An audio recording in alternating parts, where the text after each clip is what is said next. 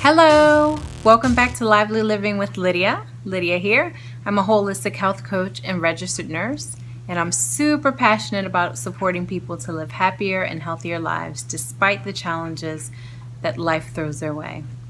So, with that being said, I wanted to share something that just recently came up for me. About 2 years ago, I decided to make a major shift. Originally, about 6 years ago, I made some major changes with my health and wellness. Some of you may know, I have lupus and celiac, and about 6 years ago, I decided to change my diet to naturally reduce my inflammation, and the things that I changed greatly helped me. But what I was finding through that journey, even though things had improved overall, my labs, I came off of medications, I lost a lot of weight, things were really great, I was still struggling with something that I had been dealing with for a while. So for a long time, I've dealt with PMS symptoms. And so every time, it was time for my period to come, the PMS would kick in like clockwork a week before it's due, and the fatigue, the irritability, sometimes headaches, cramps, all that stuff would kick in. Now, I would say that probably the fatigue and irritability were two of the biggest things that were an issue for me. And through the years, sometimes a little more, sometimes a little less of an issue.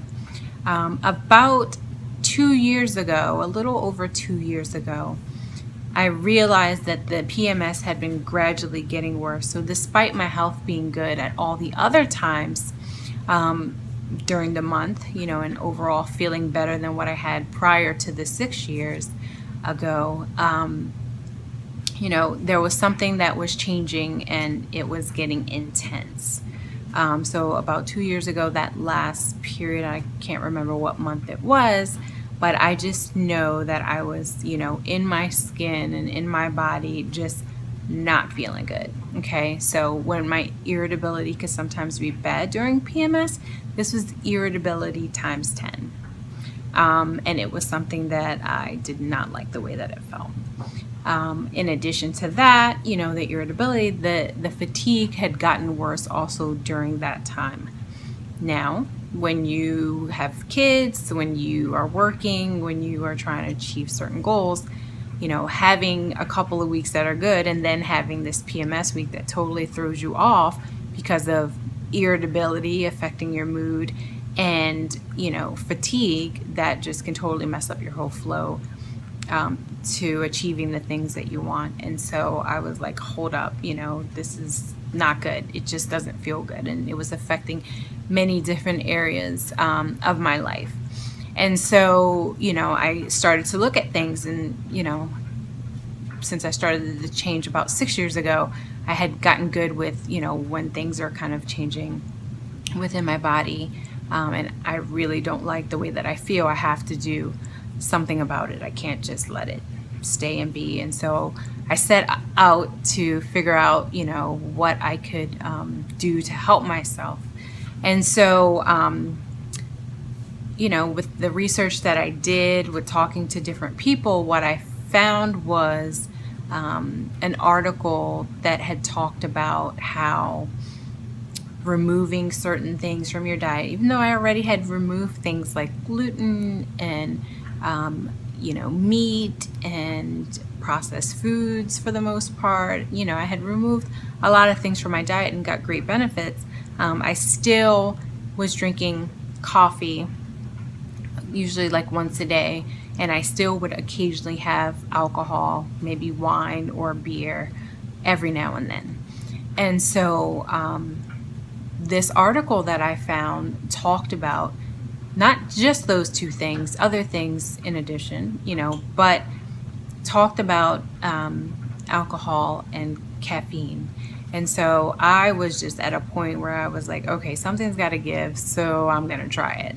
So I went ahead and I tried it, and just recently. I mean, I guess I can't remember the month again that I started, but I know it's at 2 years and not one sip of alcohol at all. Not on a New Year's, not on a wedding, not at any kind of event, a birthday, nothing.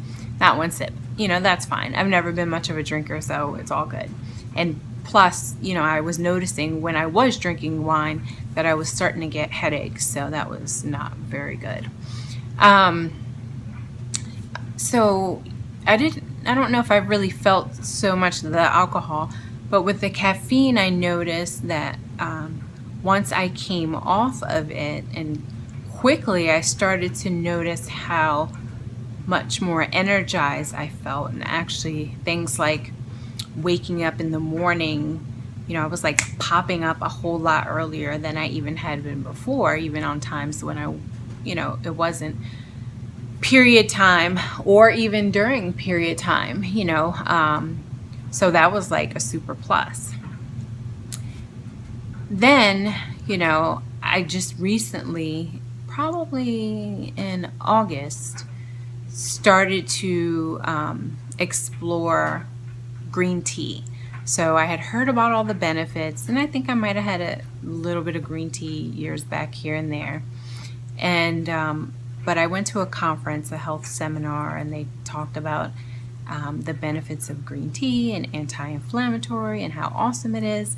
And so I decided, okay, I'm going to go for green tea. So probably about August of this year, I started with green tea. Well, I think that actually I somehow in my brain kind of set it up that was kind of like my opening to get back to my cup of coffee. So probably around this fall, can't remember if it was September, October or so, I started to drink coffee once a day pretty regularly. And can I tell you, I feel it. I feel it, I feel it, I feel it. These past 3 periods for sure have kind of kicked my ass. And so I'm over it. I'm over it. It's time. So like just this last period, had me like wiped out, just feeling so tired and drained and, irritable at times. Nothing like that last time, 2 years ago where it was really intense. But I could definitely feel the difference and feel inconsistency with my flow throughout the month and, of my energy and mood and all of that stuff. And so I have to give it up again. So right now I'm actually 3 days off of coffee. I am still doing green tea, and then eventually I will taper down into just herbals. I'm gonna explore the green tea world solely for a little bit and see what benefits I, what I find, what benefits I see within. I do like to do kind of experiments in that way, like, oh, this food could be really helpful for you. It has all these great benefits, so hey, why not try this food for like a month and see how it feels? Or, oh, this food can be a trigger to GI issues or cause headaches or, affect your skin. So hey, why not, eliminate that food for a month and see how that feels? So I'm totally open to that. So I'm back at it again. And I will say it's going good, versus the last time. Last time I had to actually wean the coffee. Like I would make my whole cup of coffee and then I would pour out some and keep drinking. I would make it the same every day and then pour out more and more and more and more and more and more till I was like down to the end. And then I added herbal teas is what I would drink. But this time I just, stopped the cup of coffee without having to wean and just have 1 cup of like a super antioxidant green tea in the morning, and no headaches, no issues, and, feeling good. So I'm excited about that. So I just want to, share that with you for a couple different reasons. One, definitely when something is speaking to your body, pay attention. Learn to explore how a particular food can help you or might not be the best for you. If you have something like PMS, that you struggle with, explore the options. There's so much information out here these days. So, try to find and see what has worked for other people, and if it's something as a matter of eliminating some alcohol or eliminating caffeine, and you could get yourself more energy and less irritability and be more productive at a sustainable level, like how freaking awesome is that? To me, it's worth it. So kind of looking at some of those things. So that's pretty much it. I just wanted to invite you guys to think about some of those things. If you have any questions about what I just talked about, please feel free to comment. You can message me. You can email me at lromerojohnson@gmail.com. I'll be more than happy to answer any questions about caffeine or PMS and kind of the story that I just shared with you. But yeah, like I said, I'm all about helping people to live their happiest and healthiest life. I know what it's like to struggle with health. And so now I've learned some strategies, some hacks, whatever you call them, some things that have been very helpful and that have worked. And so, I want more people to be able to find ways to help themselves heal. So that's pretty much it. But, I am writing a blog about it, and I'm sending it to my editor now. It's my sister-in-law. She's amazing. She's a writer. But she's going to look it over for me, and hopefully I'll get it out to you guys in about a week or so. So within this week, I hope to have it posted where I just kind of share, again, some of that connection on how something like caffeine or alcohol could definitely affect your PMS, can affect your mood, your energy level, on a serious level. So that's it. I so look forward to seeing you again next week. If you got anything out of this video, if it was helpful, again, please comment or give it a share. All right, I look forward to seeing you next week. I already said that. But anyway, check me out at www.lydiaromerojohnson.com to learn more about my story, my struggles with health, and how I've been able to turn things around and now live a lively life with lupus. Talk to you soon. Bye.